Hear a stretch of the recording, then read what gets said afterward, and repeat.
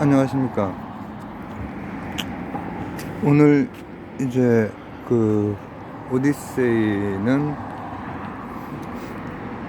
이제 전에 오디세이라고 하는 게 등장을 한번 했었어요. 언제쯤에 등장을 했냐? 한 3300년 전에 한번 등장을 했었어요. 이 제목인 오디세이 같은 오디세이가 등장을 했는데 그리고 나서 이제 또 다시 이거저거 볼 것들이 많아서 봤단 말이에요. 근데 오늘 다시 오디세이가 등장을 합니다. 그리고 이제 그리스 얘기로 바로 넘어갔으면 좋겠는데, 왜냐하면은 지금 이제 교양 수준에서 들으시는 분들이 많이 계시고 하지만은 또 10대 분들도 계시고 해서 교과서에 나오는 데부터 이제 좀 보고 싶은데, 교과서에 좀 구체적으로 나오기 시작한 건 그리스 문명, 여기가 앞쪽에 딱 몇 줄이고 그리스, 로마 여기를 조금 더 자세히 배우잖아요. 근데 오늘은 이제 거기로 바로 들어가진 못해요. 그리스는 한동안 되게 뒤쳐져 있었기 때문에 같은 그리스인들 사이에서도 우리가 지금 그 그리스로 배우는 그 폴리스, 여기는 되게 오랫동안 크레타 섬이라든지 이런 데에 비해서 미케네 문명이 뒤쳐져 있었단 말이에요. 그렇기 때문에 이제 그 연결 부분을 이제 요모조모로 볼 텐데, 여기에 오디세이가 이제 또 다시 이제 저번에는 지나가면서 본 거고 이제 정면으로 봐야지. 자, 메소포타미아나 이집트가 정밀한 기록이 있고 별별 자질구레한 기록들이 다 남아있고, 한편으로는 현세적이고 한편으로는 또 이집트 같은 경우는 내세적이라고 하죠. 근데 그건 제가 말씀드렸듯이 이제 그 종교적인 그 부분을 얘기를 하는 거죠.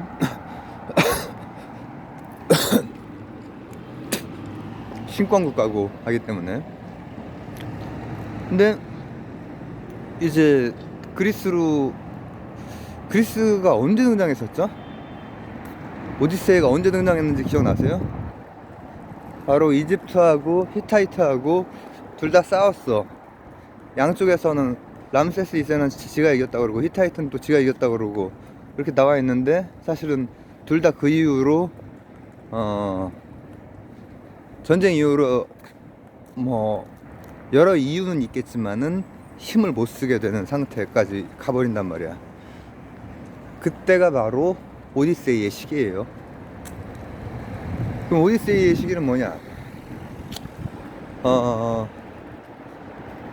이제 호메로스가 살았던 시기는 사실은 오디세이 얘기를 많이 듣던 한참 뒤 시기, 그리스의 암흑 시기라고 하는 도리아인들이 내려온 그 시기인데, 걔네들이 다 그냥 조금씩 부족이 다른 거지, 사실상 인종적으로 봤을 때는 다 아리아계 인도 유럽 어족 계통이죠. 물론 처음에 이제 크레타 섬 같은 경우에는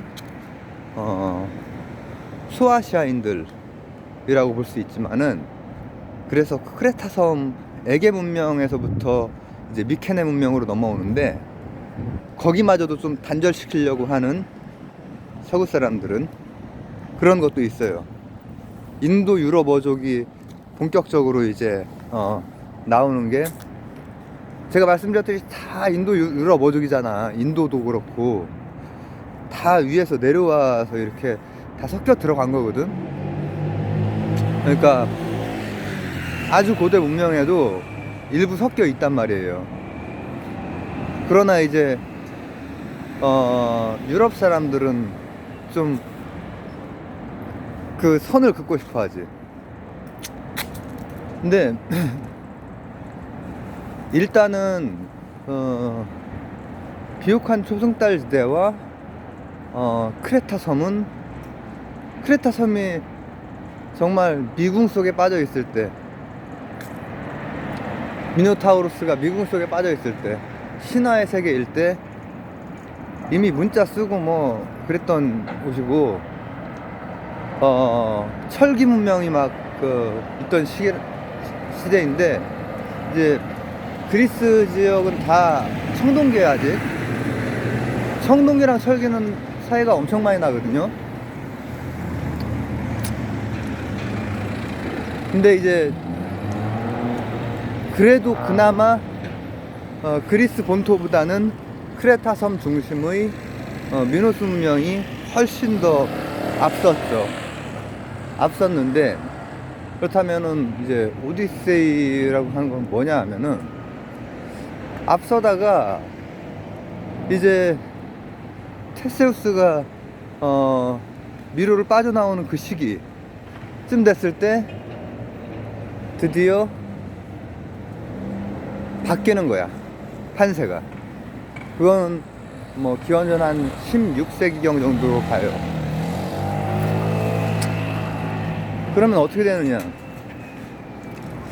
이제 미케네 문명이 선도적인 문명이 되는 거야. 이제 그리스 쪽의 문명이, 본토 쪽 문명이 조금 더 앞서게 되는 거야. 그러나 거기도 한참 동안, 아직 수백 년 동안 신화의 세계예요. 즉 일리아드 오디세이의 시기가 이제 그때 펼쳐지는데, 이제 어떻게 된 거냐면은 크레타의 미노스 문명의 상대가 안 됐어. 상대가 안 되다가 굉장히 오랜 시간이 지나고, 세월이 지나고 나서 미케네 쪽이 우위를 점하는, 걔네들이 다 해적이라고 했어. 해적 플러스 무역. 무역도 잘 했지. 왜냐하면은 이제 페니키아 같은 선진 문명을 통해서 문자도 전달받고, 무역하는 질서 같은 것도 이렇게 하고, 뭐 그거 잘 안 되면 약탈하는 거고 그러지 뭐. 바다에서뿐 아니라 육지에서도 평소에 잘 지내다가도 먹고 살기 힘들면은 약탈하고 그러는 거지. 근데 크레타 섬에 비해서 미케네 쪽은 훨씬 더 약탈이 몸에 밴, 해적질 할 때부터 몸에 밴 그거야. 그러니까 저 브래드 피트 나오는 그 영화 그거 있잖아요. 제가 이게 10대 분들도 보시기 때문에 제가 뭐 암기력 이런 게 예전만큼 안 돼가지고 그런 것도 있고, 또 이거 얘기를 하다 보면은 말이 헛나오는 부분이 있어요. 엉뚱하게 막 엉뚱한 말이 나오는 경우가 있는데, 그런 경우는 다 밑에다 정정을 해놨어요. 제가 그때 아테나 막 이렇게 얘기를 했는데, 아테나가 아니라 헬레나를 얘기를 하려고 했던 거였는데, 그거를 계속 실수를 하더라고. 근데 그런 것들은 제가 10대 분들도 계시기 때문에 정정을 다, 이게 제가 저한테 캐치가 된 건 다 하고 있고요. 이제 뭐 헬레나를 데려가서, 그래서 이제 그걸 뺏기 위해서, 되찾아오기 위해서 정의로운 전쟁을 한 거다. 이제 그런 신화가 있지. 근데 실제로는 해상 무역권 전쟁이죠. 해적들의 전쟁인데, 거기에서 이제 드디어 크레타는 몰락하고 미케네 쪽으로 가는 거야. 그리고 이제 그리스 본토 쪽으로 가는 거야. 근데 이제 그 그리스인이라고 하는 건 뭐냐, 사실은 그쪽 원주민들과 인도 유럽어족 아리아인들의 혼혈이에요. 어디든 다 혼혈은 되어 있는데, 이제 유럽 사람들이 그리스를 첫 시작으로 보려고 하는 그 이유 중에 하나가, 같은 그리스권이라고 해도 미노스 문명, 크레타 섬은 혼혈이 덜하고, 이 그리스 본토 지역은 혼혈이 많이 되어 있어. 그래서 유럽인처럼 보이는 사람들이 그리스 사람 하면은 이제 그렇게 우리가 느껴지잖아요. 이 이목구비, 체형 이런 것들이. 근데 거기에서 이제 실제로 이 일리아드 오디세이의 얘기는 어떻게 되는 거냐? 뭐 신들이 거기 나와요. 말씀드렸듯이 오리엔테이션과는 전혀 달라. 신들이 뭐를 막 뭐 질투하고 뭐 이렇게 뭐 하고 뭐 그 얘기는 그리스 신화를 읽어보시면 알고, 제가 이제 그 미노타우로스 얘기는 좀 제가 길게 얘기를 했는데 그건 역사적으로 딱딱 떨어지는 테세우스가 실제로 있었던 인물이란 말이에요. 장군. 헤라클레스나 테세우스나 신이 아니고 장군이에요. 장수왕, 광개토대왕 같은 사람이에요. 근데 다만 그쪽은 그때 당시로서는 오리엔트랑 다르게 그런 조상신들이 다 신격화되는 건데, 또 오리엔트와 다르게 율신이나 이런 거 아니야. 그냥 사람 같은 신이에요. 그러니까 일리아드 오디세이가 그런 사람들 다 나와요. 테세우스도 나오고 오디세우스도 나오고 헤라클레스, 그 다음 트로이 전쟁 때는 이제 오디세우스나 아킬레스, 브래드 피트가 나오는 거야. 그리고 헬레나도 나오고. 근데 신의 장난으로 뭐 그 얘기는 많지만 제가 그 미노스 미국 얘기처럼 지금 길게 얘기는 안 할게요. 미노스 미국 얘기는 그냥 역사가 그대로 들어간 거고, 거기 얘기는 승자 입장에서 뭐 신화 얘기도 좀 들어가고, 그리고 정당성을 하기, 무슨 뭐 그러니까 1차전, 2차전이 있는데, 처음에는 양피쟁탈전, 두 번째는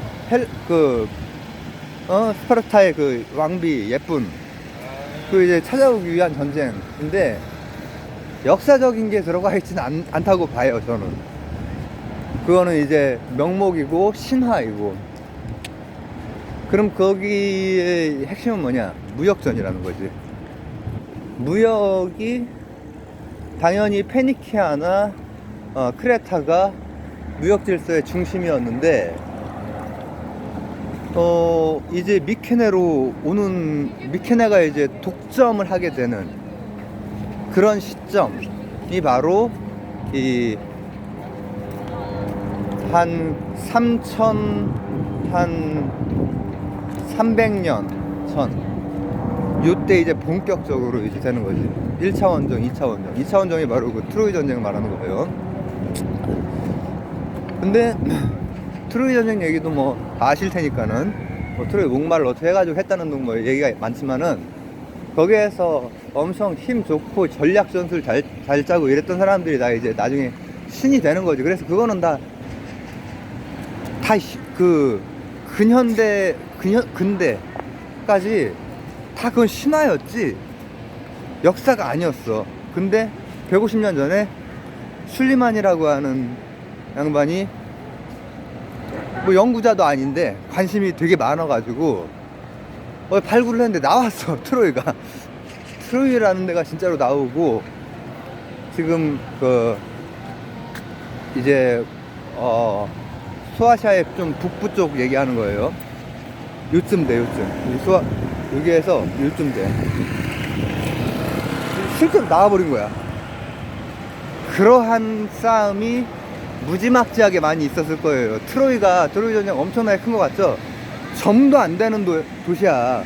제가 말했듯이 이스라엘이고 어디고 에리코고 다 점도 안 되는, 예를 들면은 여리고 같은 경우에 거주 인원이 별로 많지 않아요. 내가 지금 정확하게 생각이 안 나는데, 이런 도시, 우리가 사는 그런 도시가 아니라 마을이야. 마을. 그냥 진짜 마을이야.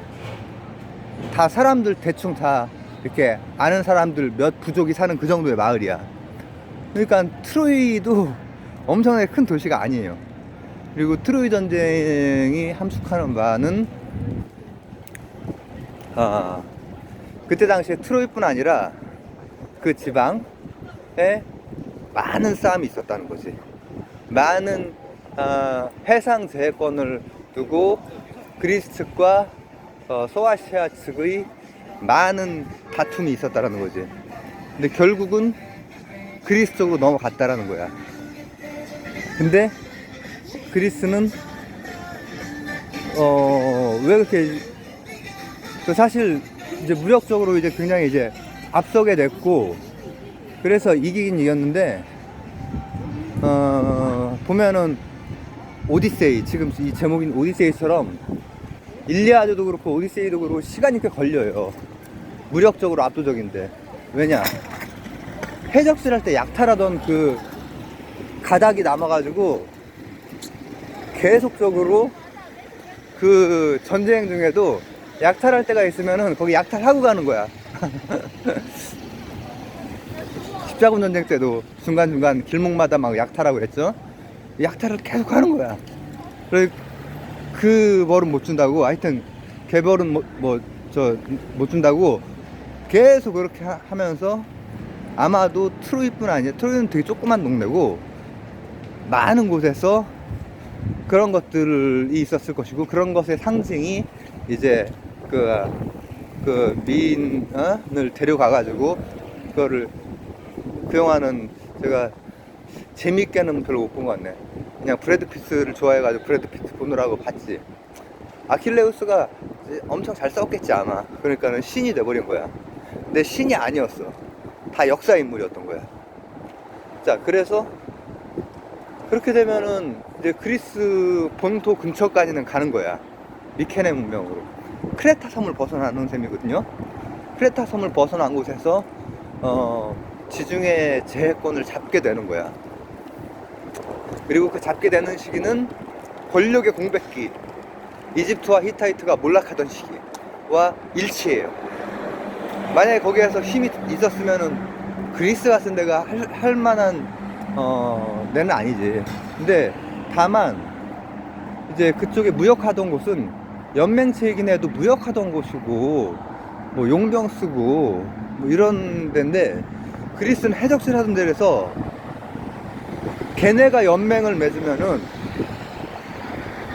굉장히 군사력이 뛰어나고, 그리고 약탈을 일삼고, 그리고 어정쩡하게 전제 군주 비슷한 걸 흉내내려고 했지. 거기는 그렇게 되질 않고, 나중에 결국 그래서 우리가 뭐 이 다음 시간이 됐건 다다음 시간이 됐건 들어가려고 하는 진짜 그리스 폴리스 얘기는 다 쪼개진 곳에서, 거기에서 되게 독특한 정치 체계라든지 사상이라든지 문화가 나오게 되죠.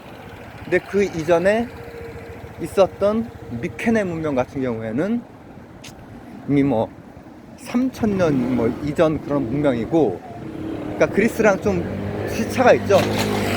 그리스는 그러고 나서 또 수백 년이 지나고 나서 우리가 그때부터 그리스 이제 시작이 되는 거잖아요.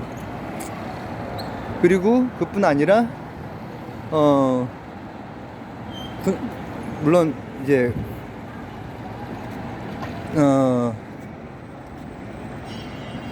하여튼 역량이 부족했지. 역량이 부족하고,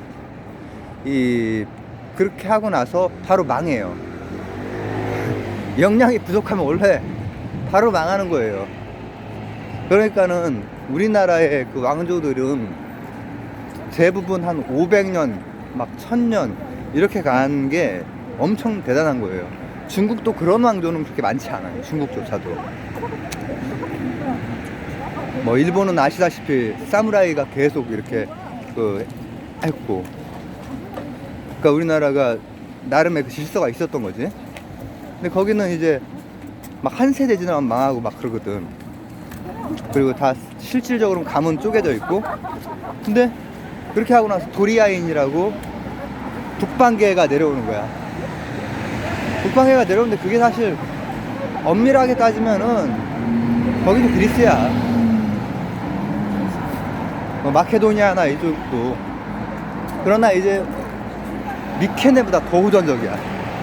그게 바로 스파르타의 전신이 되는 거예요. 스파르타의 전신. 근데 이제 걔들이 이제 내려오니까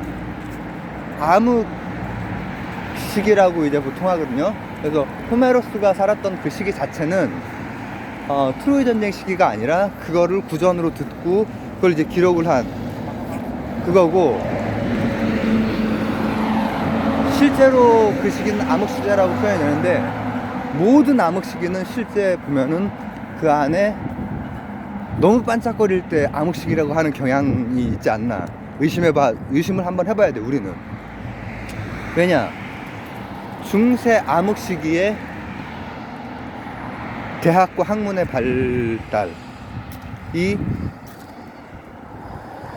토론 문화, 지금 대학, 뭐 우리나라 대학은 뭐 토론 막 하고 하나? 잘 요즘은 모르겠네. 제가 다닐 때는 막 토론하고 그런 거는 별로 없었는데 어색하고. 근데 유럽 같은 데는 많이 하죠. 근데 그게 중세의 토론 문화에 비하면 잽도 안 돼요. 중세는 목숨 걸고 해야 되거든. 뭐 하나 토론이 붙는 딱 그 수강 그 날짜, 수업 날짜가 오면은 그 전부터 엄청 준비한 다음에 밤새서 막 준비한 다음에 전부 다 모여, 총장부터 전부 다 모인 상태에서 막 토론을 해야. 중세의 그런. 그리고 지금 유럽의 유명한 대학들이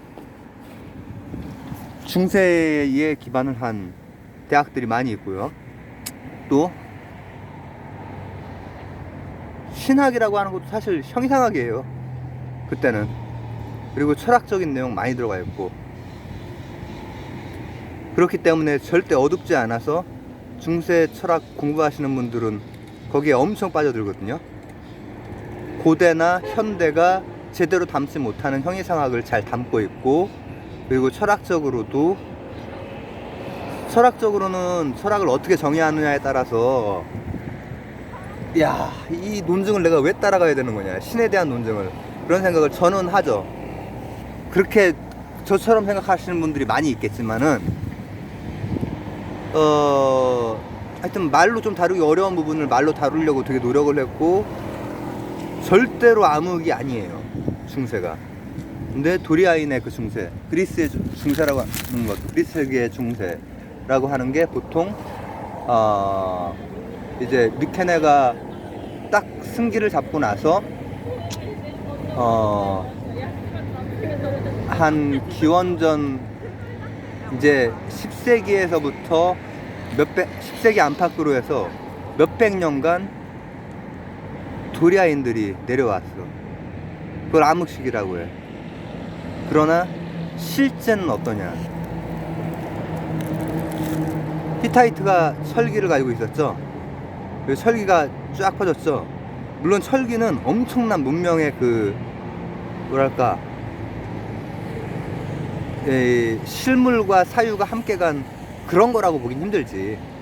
무력이니까는 힉소스도 뭐 그냥 무력만 좀 셌고, 히타이트도 무력만 셌고, 그래서 대제국 같은 거를 오래 끌지를 못하잖아요. 몽골도 어떤 면에서는 비슷하고. 근데 도리아인이 수백 년 동안 했을 때 철기 문화가 드디어 들어가는 거예요. 여러분 세계사 교과서에서 보면은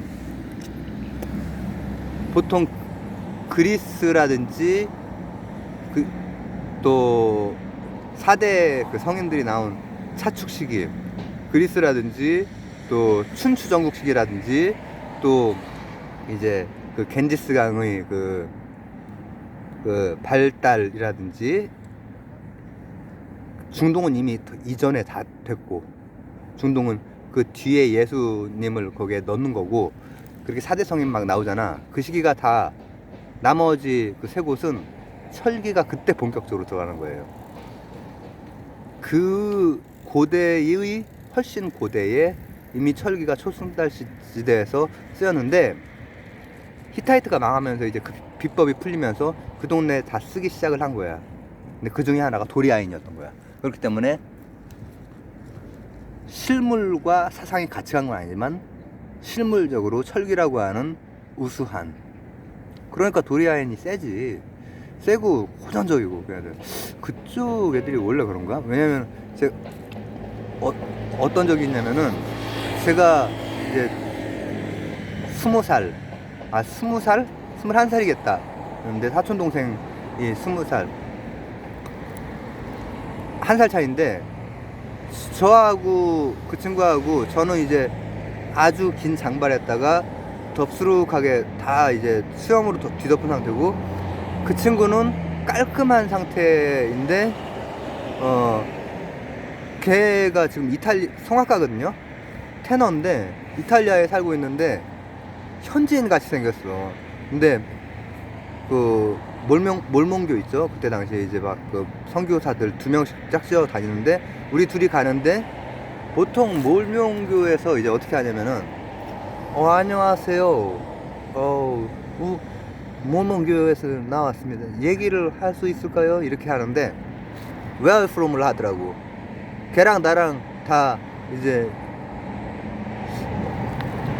한국 사람처럼 안 보였던 모양이야, 그들의 입장에서는. 근데 걔네 아리아인 피가 많이 섞인 것 같아. 제가 볼 때는 발현이 많이 된 것 같아. 그 친구는 이제 키도 저보다 크고 체격이 되게 좋아요. 체격도 좋고 중량급의 이제 헤비급까지는 아니었는데 지금은 모르지. 지금 헤비급일지. 그리고 어릴 때부터 하여튼 좀 외국 사람 같았어. 근데 성격도 외국 사람 같아.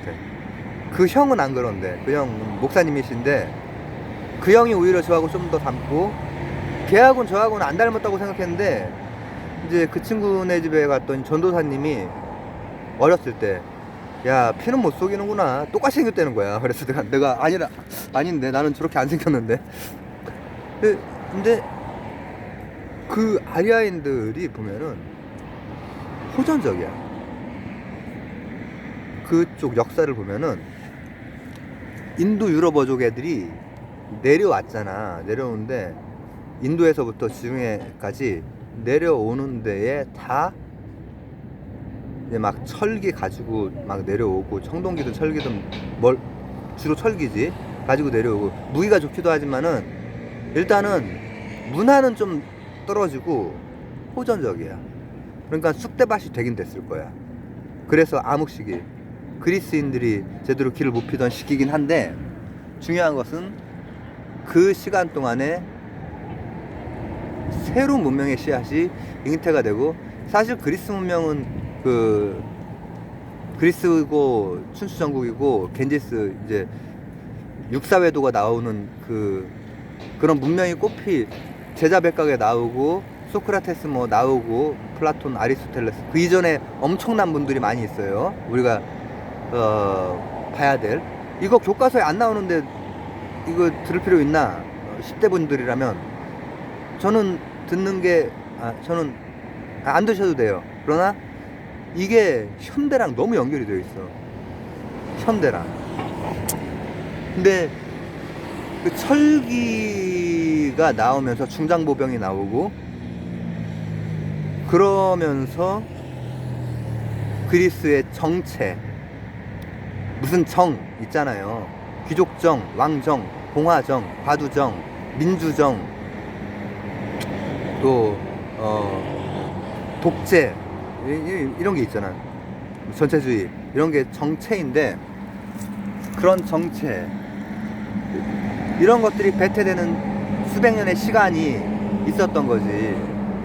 근데 그때 결정적으로 작용했던 게 철기예요. 근데 그 철기는 어디서 왔냐? 도리아에서 온 거예요. 그러니까 그 암흑시기가 실제로는 암흑시기가 아니라,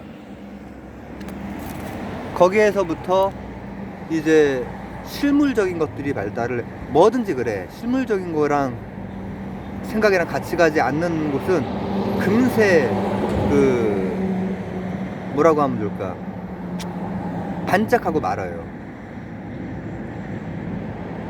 유럽에서 영국이나 프랑스나 네덜란드나 이런 데는 그래도 그냥 단순히 그냥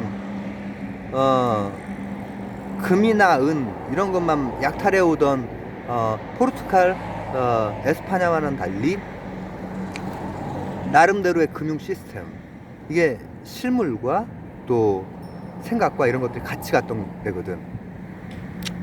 비유하자면은 철기만 가지고 있었던 것과 그거를 소화해서 뭔가를 일구어낸, 그 네덜란드에서 주식회사, 은행 이런 거 다 일구어내거든. 그런 초보적인 형태가 유럽에 있긴 했지만은, 유대인들도 이제 그런 것들을 했고, 그렇지만은 아주 현대적인 게 거기에 네덜란드에서 다 온 거란 말입니다. 그래서 이제 그런 시기를 거친 다음에 이제 드디어 폴리스로 들어가는 거예요. 폴리스를 들어가기 전에 이 오디세이가 있었던 거지.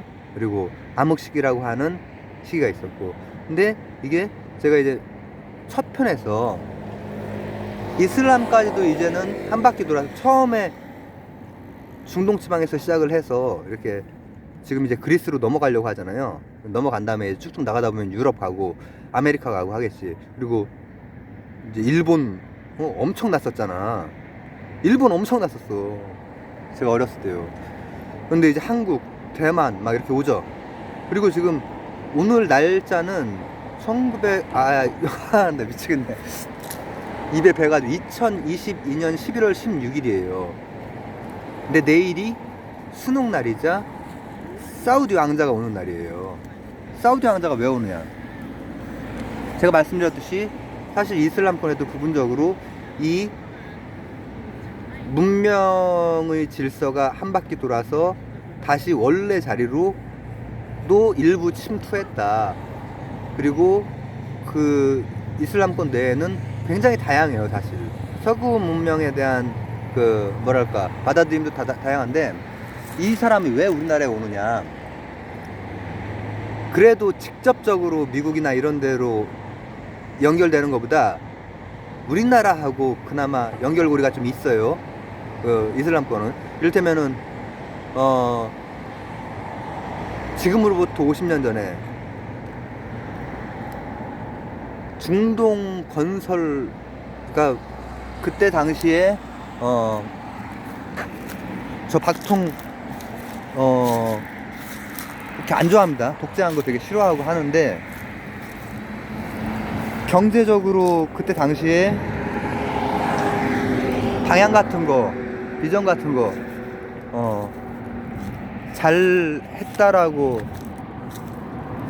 나이 들어가면서 그렇게 더 판단을 하고 있어요. 근데 그거는 뭐랑 같이 가야 되냐면은 우리나라 국민들의 엄청난 노력이랑 같이 간 거지. 사실 안에서 밖에서, 독일에서 또 사우디에서, 이 중동에 가서 우리 지금 중년분들은 다 어렸을 때 친척분들이나 친지분들이나 다른 뭐 어디 옆집이나 이렇게 해서 한 번 좀 들어본 게, 아유 중동 갔다 온 얘기 들어보셨죠?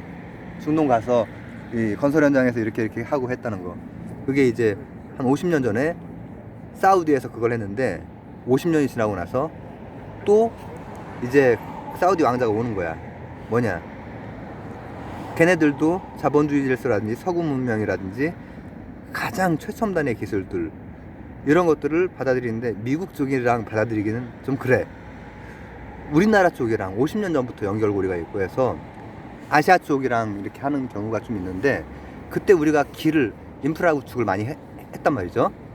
근데 이번에는 인프라지만은 스마트한 도시, 그걸 뭐라고 그러지? 네옴시티인가? 그거를 이제, 거기 어마어마하잖아요, 돈이. 그리고 걔네들이랑 우리랑 그 석유 때문에 연결이 많이 되어 있어요. 우리나라는 석유를 대부분 거기에서 이제 하고 있고, 유럽이나 미국은 사실 그 다른 곳에서 이제 가져올 수 있는 게 많이 있기 때문에. 근데 거기에 완전한 스마트 시티, IT와 뭐 이런 것들이 다 총 집결된,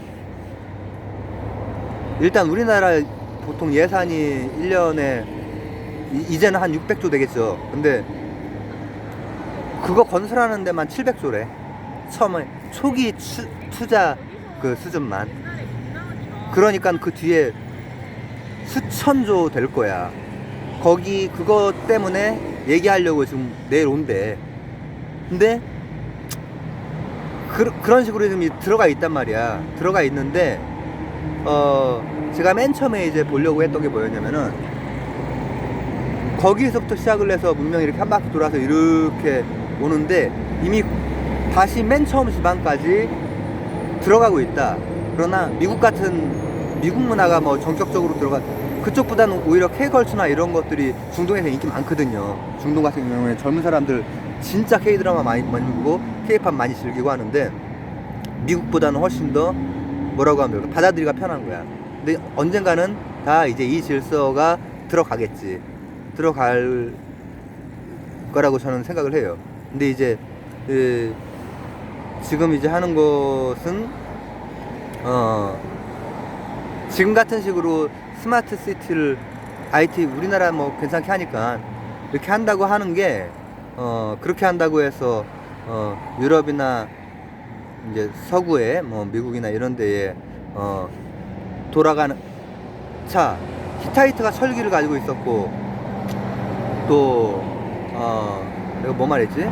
뭐 스페인이나 그러니까 에스파냐나 포르투갈이 처음에 그런 걸 싹 끌어왔고 지금 중동 돈이 엄청 많으니까는 우리나라 1년 예산보다 더 큰 거를 단일 사업에 쓰잖아. 앞으로 더 늘어갈 거고 지금 그것 때문에 여기저기서 다시 자본도 다시 걷어들이고 있거든요. 소뱅 같은 데에서도 소프트뱅크 말하는 일본의 손정이 그런 데에서도 걷어들이고 있고 그러나 거기에서 이제 뭐 진행되고 계속 그런 것들 많이 있었지. 근데 스마트하게 시티를 지어도 전체적인 역량이랑 맞물려 들어가지 않은 돈은 많지. 그러나 맞물려 들어가지 않은 상태에서는 한계는 있을 거다. 그런 것들이 아직까지 우리나라 대만 정도가 이제 이 한 바퀴 돈 거에 좀 마지노선에서 이제 막 뭔가를 하고 있는 거고 중국이나 인도나 이런 어저께인가 80억 넘었대. 세계 인구 아마 더 있겠지. 중국이나 인도 더 집게 되지 않을까. 근데 이런 데는 아직까지 이쪽에서부터 이제 그 중동 지역까지는 아직까지는 전체적인 역량에서 따라가기가 되게 힘든 거야. 근데 그게 바로 우리가 지금 보고 있는 이제 그리스로 넘어가는 거기에서도 이런 현상들은 다 보인다라는 거야. 그리스가 그때 당시에는 전체적인 역량에서 오리엔트나 이쪽을 따라갈 수 없었고 크레타조차 따라갈 수 없었어. 그러나 이제 넘어가는 순간이 생기는 거지. 그 넘어갔을 때는 철기라고 하는 것만 들어와서는 안 되고 거기에서 뭔가 비약이 있어야 돼. 비약이 있기 위한 조건들이 여러 가지가 있어. 상발적일 수 있는 조건들이 여러 가지가 있어. 제가 말씀드렸던 중국, 인도, 중동 이쪽은 상발적이기가 되게 어려운 부분들이 있단 말이죠. 근데 이 그리스라고 하는 곳은 처음에 미케네 문명만 해도 상발적이기가 어려웠어. 거의 그냥 뭐 군사력에 의존하는 곳이었거든. 근데 더 센 군사력의 도리아한테 이제 한번 탁 치이고 나서 나중에 어떻게 폴리스로 그러니까 단일한 그 권력이나 단일한 신이나 이런 게 없는 상태에서 폴리스에서 어떻게 질적인 비약을 하고 상발적으로 가느냐 이런 것들을 이제 본격적으로 보면서 교과서에 많이 실려 있는 부분을 앞으로 더 보게 되겠죠. 오늘은 여기까지 하도록 하겠습니다. 감사합니다.